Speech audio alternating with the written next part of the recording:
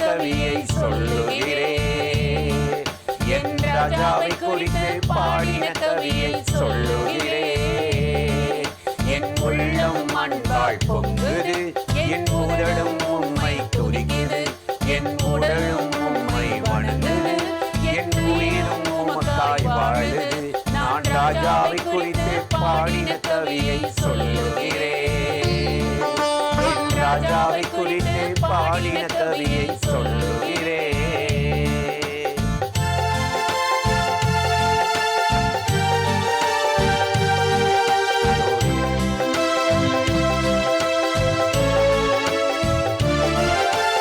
வெண்மை சிறப்பும் மாணவர், 10,000 சிறந்தவர். வெண்மை சிறப்பும் மாணவர், 10,000 சிறந்தவர். சாரோனின் ரோஜாவே, பள்ளத்தாக்கின் லீலியே, சாரோனின் ரோஜாவே, என் இயேசு ராஜாவே. சாரோனின் ரோஜாவே, என் இயேசு ராஜாவே. ராஜாவே, ராஜாவே, ராஜாவே, என் இயேசு ராஜாவே. ராஜாவே, ராஜாவே, ராஜாவே, என் இயேசு ராஜாவே. நான் ராஜாவை குறித்து பாடின கவியை சொல்லுகிறேன். என் ராஜாவை குறித்து பாடின கவியை சொல்லுகிறேன்.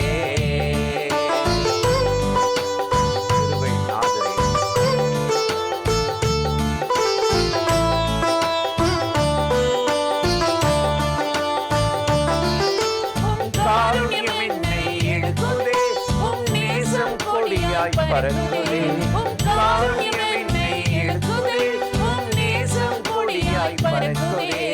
திராட்சை ரசத்திலும் இன்பமே, தேனிலும் அதிக மதுரமே. என் ஆத்ம நேசரே, உம் பிரியம் என் மேலே. என் ஆத்ம நேசரே, உம் பிரியம் என் மேலே. ராஜாவே,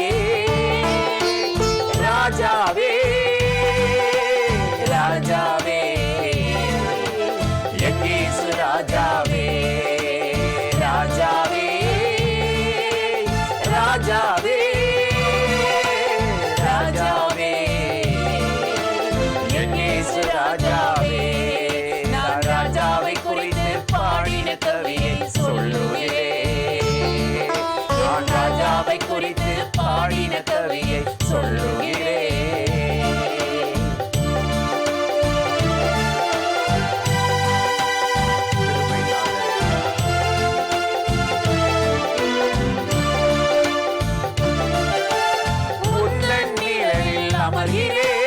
உந்தன் அன்பில் மகிழ்கிறேன், உந்தன் நிழலில் அமர்கிறேன், உந்தன் அன்பில் மகிழ்கிறேன்.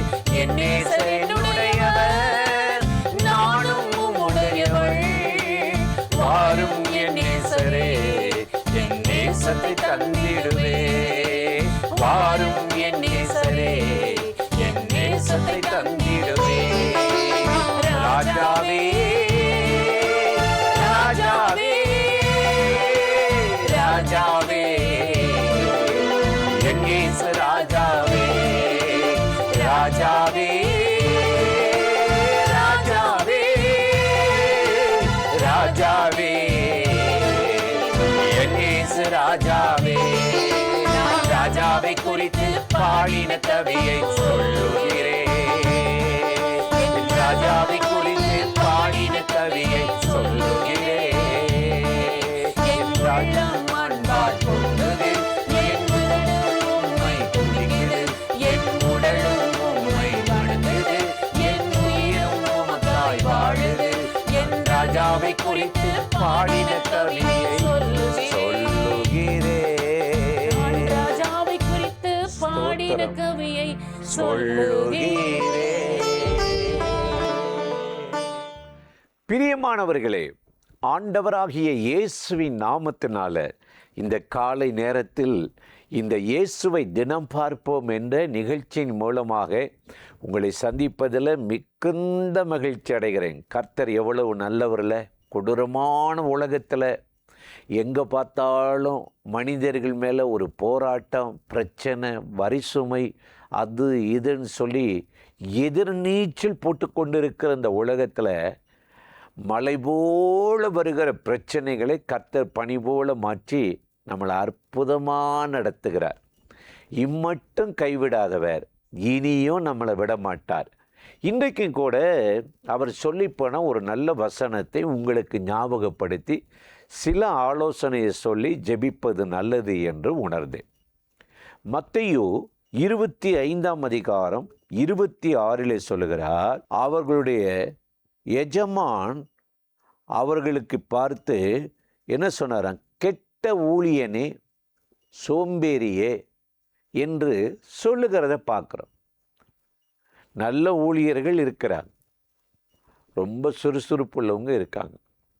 அதே நேரத்தில் ஆண்டவர் சொல்கிறீங்க, கெட்ட ஊழியனே, சோம்பேறியே, நான் விதைக்காத இடத்தில் அறுக்கிறவர் என்று தெரிந்தும் நீ ஏன் அதை போய் வட்டிக்க விடலை, அதை பெருக்கி கொள்ளலை, காலத்தையும் நேரத்தையும் வீணடிச்சுன்றதை கேட்குறார். நம்ம ஆண்டவர் ஒரு நாளும் சோம்பேறிகளை ஆசீர்வதிக்க மாட்டார். நிறைய பேரை பாருங்கன்னா ஒரு சோம்பல், அசட்டைத்தனம். கர்த்தரை நேசிக்கிற பின்பற்றுகிற ஒவ்வொருவரும் ரொம்ப உற்சாகமாக இருக்கணுமா. வேதம் சொல்லுது, மத்தேயு 26:41 ஆவி உற்சாகம் உள்ளது. சீசர்களை ஜெபம் பண்ண கூட்டிகிட்டு போனால் விழுந்து தூங்கிட்டாங்க. சோம்பல், கடனித்திரை. எழுந்து பார்க்குறாரு, இவர் இருதயமே வெடிச்சிடும் போல இருக்குது. அவங்க தூங்கிட்டு இருக்காங்க. அப்போ சொல்கிறாரு மத்தேயு 26:41 ஆவி உற்சாகம் உள்ளது தானே, சரீரம் பலவீனம் உள்ளது, ஆவி உற்சாகம் தானே, ஏன் சோம்பலுக்கு இடம் கொடுக்குறீங்க? இன்றைக்கி ரொம்ப பேர் மைண்டில், மூளையில் சோம்பேறித்தனம், நினைவில் சோம்பேறித்தனம், அப்பம் கொண்டு வர மறந்து போனோம், சோம்பேறின்னு. ஒரு முறையா 2 முறையா சீசர்களோடு ஆண்டவர் அப்பப்போ பிரச்சனை. லூக்கா 24 வாசித்தீங்கன்னா 25 சொல்லுகிறது, தீர்க்க தரிசனங்களை எல்லாம் விசுவாசிப்பதற்கு மந்த இருதயமாக இருந்தாங்க. எவ்வளவு பிரசங்கம் பண்ணாலும் சில ஊரில் மந்தமாக உட்காந்துருப்பாங்க. நம்ம என்ன கேட்டாலும் பதில் பேச மாட்டாங்க. இன்னைக்கு மந்த இருதயம், அது ஒரு சோம்பல். இப்படிப்பட்டவர்களை ஆண்டவர் எதற்கு ஆசீர்வதிக்கணும்? நம்ம ஒரு ஆண்டவருக்காக தீவிரமாக ஓடி ஆடி உழைக்கணும், ஜெபிக்கணும். கால்பந்து விளையாட்டு இப்போ தான் முடிஞ்சிருக்குல்ல, அதில் பாருங்களேன், ஓடிக்கிட்டே இருப்பாங்க. நின்றா கோல் அடிக்க முடியுமா? வெற்றி பெற முடியுமா? ரத்தம் ஓடிக்கிட்டே இருந்தால் தான் மனிதன் ஜீவனோடு இருக்க முடியும். நின்று போச்சுன்னு வைங்க ரத்தம், என்ன ஆகும்? அது சோம்பலாய் நிற்கிதா? இல்லையே. சூரியன் தன் பாதையில் ஓட எவ்வளவோ ஆசையாக இருக்கா, வசனம் சொல்லுது. ஆனால் இன்றைக்கு அநேக மனிதர்கள் வேலைக்கு போகிறது கிடையாது, குடும்பத்தை நடத்துறது கிடையாது. ஏதாவது ஒரு வேலையை செய்வோம், ஆமாம், ஏதாவது ஒரு இது வருமானம், இப்போ எனக்கு இது புரோக்கர் வேலை செய்வோம், நிலம் அதை பார்க்குறேன், இதை பார்க்குறேன், கல்யாணத்துக்கு புரோக்கர், அதை பார்க்க, இங்கே வருமானம். உழைச்சி சாப்பிடுங்களேன், ஏமாற்றி எதுக்கு நம்ம சாப்பிடணும் அப்படின்றது தான் ஆண்டவர் இன்றைக்கு நம்மகிட்ட எதிர்பார்க்கிறார். அதனால தான் வேதத்தில் நீங்கள் வாசித்து பார்த்தீங்கன்னா அப்போஸ்தலனாகிய பவுல் சொல்லுகிறார், 2 தீமோத்தேயு 1:7 பார்த்தீங்கன்னா, தேவன் நமக்கு பயமுள்ள ஆவியை கொடாமல் பலமும் அன்பும் தெளிந்த புத்தி உள்ள ஆவியை கொடுத்திருக்கிறார். நமக்கு பயமுள்ள ஆவியை கொடுக்கலைங்க, உழைக்கக்கூடிய பலமுள்ள ஆவியை கொடுத்தார். தாவீது பாருங்களே, கோலியாத்துக்கு முன்னாடி எல்லா ஜனங்களும் பயந்து நடுங்கிட்டு இருக்காங்க. சவுலும் ஒன்றும் செய்ய முடியல, சோம்பேறிகள். ஆனால் தாவீது வேகமாக போய் அவன் தலையை வெட்டி சாய்ச்சிட்டான், துரிதமாக செயல்பட்டுட்டான். நீங்கள் செயல்பட வேண்டிய நேரத்தில், ஜெபிக்க வேண்டிய நேரத்தில், ஒரு காரியத்தை செய்ய வேண்டிய நேரத்தில் செய்யாமல் பிறகு பார்த்துக்கொள்வோம், நாளைக்கு பார்த்துக்கொள்வோம் அப்படின்னு சொல்லி விட்டிங்கன்னா எதிரியை தப்ப விடுறீங்கன்னு அர்த்தம். எதிரியை தப்ப விட்டுறீங்க. அப்புறம் வாழ்க்கை பூரா நீங்கள் போராடணும். அப்போ இப்படிப்பட்ட இந்த பொல்லாத உலகத்தில் ஆண்டவர் சொல்லுகிறார், நீதிமொழிகள் 6:6, ஓ சோம்பேறியே, நீ போய் எறும்பினிடத்தில் கற்றுக்கொள். அவங்கவுங்க படிக்க இப்போ அமெரிக்கா போகிறாங்க, லண்டன் போகிறாங்க, டாக்டரேட் முடிக்க என்னென்னமோ நாட்டுக்கு போகிறாங்க கற்றுக்கொள்வதற்கு. இங்கே சொல்கிறாரு, அங்கெங்கெல்லாம் போகாத, எறும்பிட்ட போ. அது எப்படி டிசிப்ளினாக ஒன்று பின்னாடி ஒன்று ஒழுங்காக லைனாக போகுது பாரு. ட்ரெயின் பெட்டி அதை வச்சு தான் கண்டுபிடிச்சாங்களாம், ரயில் பெட்டிகளை. அதே போல் அது ஒரு ஒழுக்கம். ரெண்டாவது, கோடை காலத்தில் மழை காலத்துக்கு வேண்டி அவ்வளவு உணவையும் சேகரித்து வச்சிருமா. வந்த பின்னாடி பார்த்துக்குவோம், மழை பெய்யட்டும் அப்படின்னு இல்லை, மழை வரும். கோடை காலத்தில் தனக்கு ரொம்ப எக்ஸஸாக இருக்குது அப்படின்றது அது அஜாக்கிரதையாக இருக்குதுல்ல.